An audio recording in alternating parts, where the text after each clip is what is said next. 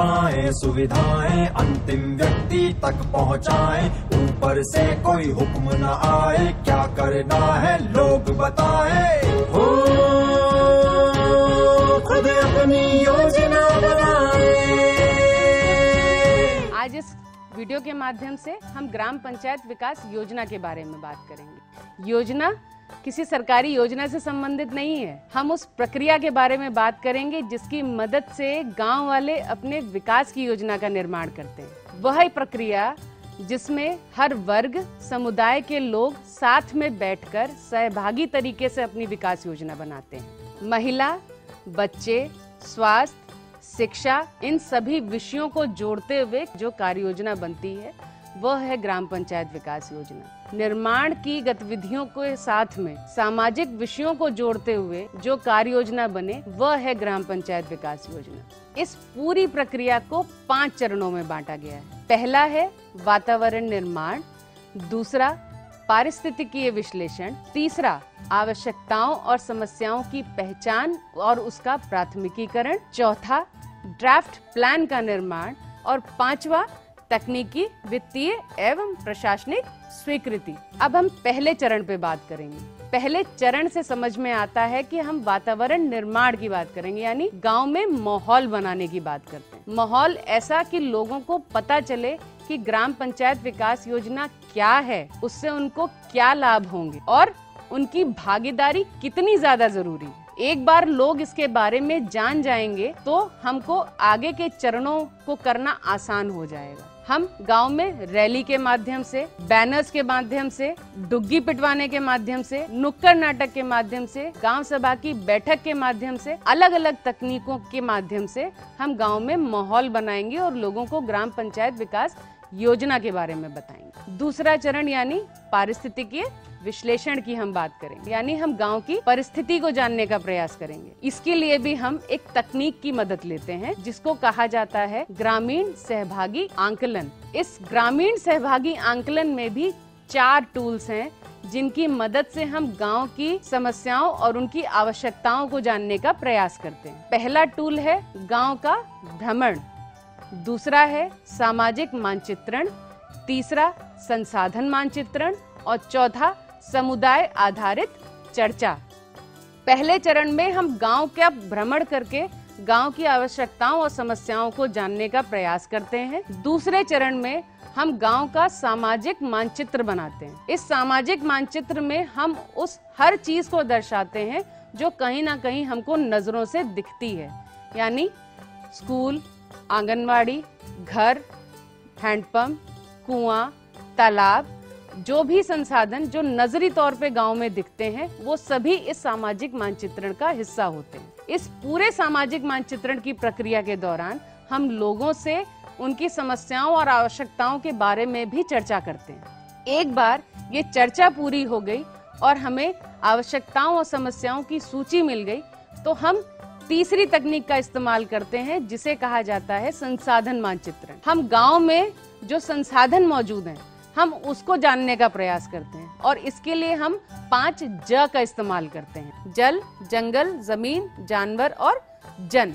इन 5 के माध्यम से गांव में जितने भी संसाधन मौजूद हैं उनकी एक सूची तैयार करते हैं और उसका एक मानचित्र बनाते हैं। दूसरा माध्यम है मिशन अंत्योदय का सर्वे। ग्राम विकास विभाग की तरफ से सभी ग्राम पंचायतों में मिशन अंत्योदय का सर्वे करवाया जाता है जिसके माध्यम से गांव पंचायत की आवश्यकताओं और समस्याओं को सूचीबद्ध किया जाता है। ग्रामीण सहभागी आंकलन की मदद से एक बार हम गांव की समस्याओं और उनकी आवश्यकताओं को जान लेंगे तब हम तीसरे चरण की तरफ बढ़ेंगे। तीसरा चरण है आवश्यकताओं और समस्याओं की पहचान तथा उनका प्राथमिकीकरण। अब प्राथमिकता तय करना या उनकी पहचान करना, ये पूरा काम होगा ग्राम सभा की बैठक में। ग्राम सभा की बैठक के दौरान जो भी आवश्यकताओं और समस्याओं की सूची तैयार करी गई दूसरे चरण में, वो सूची गांव वालों के सामने रखी जाएगी। अब इस सूची की प्राथमिकता तय होगी रिसोर्स एनवेलप के साथ में। रिसोर्स एनवेलप यानी गांव के वित्तीय और मानव संसाधन। वित्तीय संसाधन यानी जो भी बजट सरकारी या गैर सरकारी गांव में मौजूद है वो वित्तीय संसाधन में आएगा। मानव संसाधन में सरकारी विभाग के सभी कर्मचारी जो गांव पंचायत में काम कर रहे हैं और गैर सरकारी वो सभी लोग जो गांव की विकास योजना का हिस्सा बनना चाहते हैं। ये सभी इस मानव संसाधन का हिस्सा होंगे। एक बार हमारे पास आवश्यकताओं और समस्याओं की सूची आ गई तो अब हम उस सूची को 2 हिस्सों में बांटेंगे। आप देखेंगे कि जो काम लोगों ने बताए होंगे उसमें कुछ काम ऐसे होंगे जिसके लिए हमको बजट की आवश्यकता होगी और कुछ काम ऐसे होंगे जहां पर हम लोगों के साथ में बातचीत करके उनको समझाकर उन सभी कामों को कर सकते हैं, यानी ऐसे काम जिसके लिए हमें बजट की आवश्यकता नहीं है। तो इस तरह से हमारी ये सूची 2 हिस्सों में बट जाएगी। पहली होगी बजट वाली और दूसरी होगी बिना बजट वाली। अब जो बिना बजट वाली सूची है वो उसी तरीके से हमारी कार्य योजना का हिस्सा होगी। अब आती है बात पहली वाली सूची की, यानी बजट वाली सूची की। अब इस बजट वाली सूची को हम रिसोर्स एनवेलप के साथ में रखें। होगा ये कि रिसोर्स एनवेलप में जो बजट होगा गांव पंचायत का और जो बजट वाली सूची है उसकी अनुमानित लागत अगर हम तय करें तो अक्सर होता है कि वो आपस में मेल नहीं खाती। अगर गांव पंचायत के पास 10 लाख का बजट है तो पहली सूची में से हम उन कामों को लेंगे जो उस 10 लाख के बजट में पूरे किए जा सकते हैं। बाकी बचे हुए कामों को हम हटाएंगे नहीं, हम उसको अगली वर्ष की कार्य योजना के लिए सेव कर देंगे। यहाँ पर जो 10 लाख के काम हैं, इन 10 लाख के कामों को हम ड्राफ्ट प्लान यानी चौथे चरण के लिए आगे लेकर जाएंगे। अभी हमारी साथी ने आपको ग्राम पंचायत विकास योजना के तीसरे चरण में उपलब्ध वित्तीय संसाधनों के अनुसार प्राथमिक आवश्यकताओं को सूचीबद्ध करना सिखाया। साथियों, तृतीय चरण में न सिर्फ बजट बल्कि कम लागत की गतिविधियां जैसे स्वास्थ्य कैंप का आयोजन, सामुदायिक पेयजल स्रोतों की जल की जांच, पंचायत कार्यालय के संचालन में आने वाला व्यय, सफाई अभियान के आयोजन में आने वाला व्यय, आपदा राहत जैसे कोविड संक्रमण की जागरूकता हेतु नारा, दीवार लेखन, मुनादी आदि न सिर्फ मानव बल्कि पशुओं की जांच अथवा कृषि सुधार के लिए भी कैंप का आयोजन जैसी गतिविधियों को अवश्य सम्मिलित करें। बिना लागत की गतिविधियों में हम वार्डवार बैठक करके सामाजिक कुरीतियों पर चर्चा, महिलाओं का टीकाकरण, शौचालय उपयोग, पर्यावरणीय स्वच्छता, साफ सफाई आदि पर चर्चा कर उनको सम्मिलित कर सकते हैं। अब हम आते हैं चतुर्थ चरण यानी ड्राफ्ट कार्य योजना के निर्माण में। निर्माण कार्यों को सम्मिलित करते हुए 4 प्रमुख बिंदुओं को चार्ट के रूप में तैयार कर लेंगे। इन 4 बिंदुओं में पहला है तृतीय चरण में सूचीबद्ध की गई गतिविधियां। दूसरा है वह गतिविधियां किस क्षेत्र को समाहित करती हैं, जैसे स्वास्थ्य, शिक्षा, सामाजिक आर्थिक सुधार, पेयजल आदि।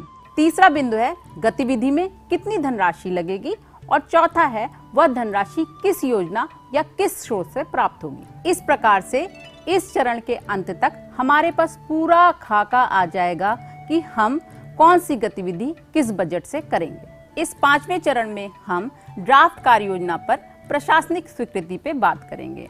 कार्य योजना लोगों को पढ़कर सुनाएंगे, उनका सुझाव लेंगे और कार्य योजना को अंतिम रूप देंगे। आवश्यक तथ्य ये है कि ग्राम सभा ही पूरी वार्षिक कार्य योजना की प्रशासनिक स्वीकृति प्रदान करती है, जबकि गतिविधिवार वित्तीय स्वीकृति की हम बात करें तो 2 लाख तक के कार्यों की स्वीकृति ग्राम पंचायत द्वारा, 2 लाख से 2.5 लाख तक के कार्यों के लिए सहायक विकास अधिकारी पंचायत, 2.5 लाख से 5 लाख तक के कार्य जिला पंचायत राज अधिकारी, उससे ऊपर के कार्यों की वित्तीय स्वीकृति जिला अधिकारी द्वारा दी जाती है। तकनीकी मार्गदर्शन भी इसी क्रम में जनपद द्वारा नामित कर्मी अथवा अवर अभियंता द्वारा दिया जाता है। ये आपकी जिम्मेदारी है कि योजना सही तरीके से बने। इसके लिए योजना तैयार करने, उसके क्रियान्वयन सभी में पंचायत समिति के सदस्यों का योगदान लें, उनको जिम्मेदारी देकर पारदर्शी तरीके से कार्य करें, जिससे न सिर्फ सामाजिक आर्थिक विकास बल्कि मानव विकास भी सुनिश्चित हो सके। एक और अच्छी बात होगी यदि ग्राम पंचायत सही प्रकार से योजना तैयार करती है और उसका क्रियान्वयन करती है तो संयुक्त राष्ट्र संघ द्वारा निर्धारित सतत विकास के लक्ष्यों की प्राप्ति भी स्वतः ही हो जाएगी। प्रधान जी, ग्राम पंचायतों की वार्षिक कार्य योजना सही ढंग से और समयबद्ध रूप से बने, इसके लिए 2 अक्टूबर से 31 दिसंबर के बीच जन योजना अभियान का संचालन पंचायती राज मंत्रालय भारत सरकार द्वारा किया जाता है, जिससे कि ग्राम सभा का आयोजन कर प्राथमिक आवश्यकताओं पर बात करते हुए पहले से ही ग्राम पंचायत अगले वर्ष ही कार्य योजना को तैयार कर ले। जैसे कि अगले वर्ष की वार्षिक कार्य योजना के लिए आप इसी वर्ष सितंबर माह से तैयारी शुरू कर देंगे और 2 अक्टूबर को ग्राम सभा की बैठक कर ग्राम पंचायत विकास योजना की नींव रखेंगे। इस सत्र में अपनी बात समाप्त करते हुए आपको एक बार फिर याद दिला दें कि जब ग्राम पंचायतें अगले वर्ष की कार्य योजना तैयार करेंगी तो इस वर्ष आवंटित धनराशि से 15% अधिक की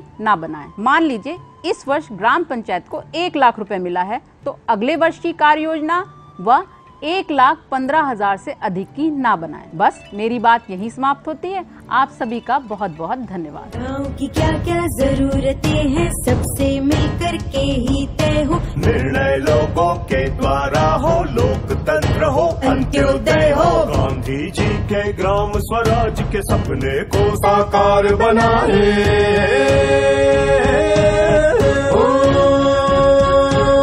खुद अपनी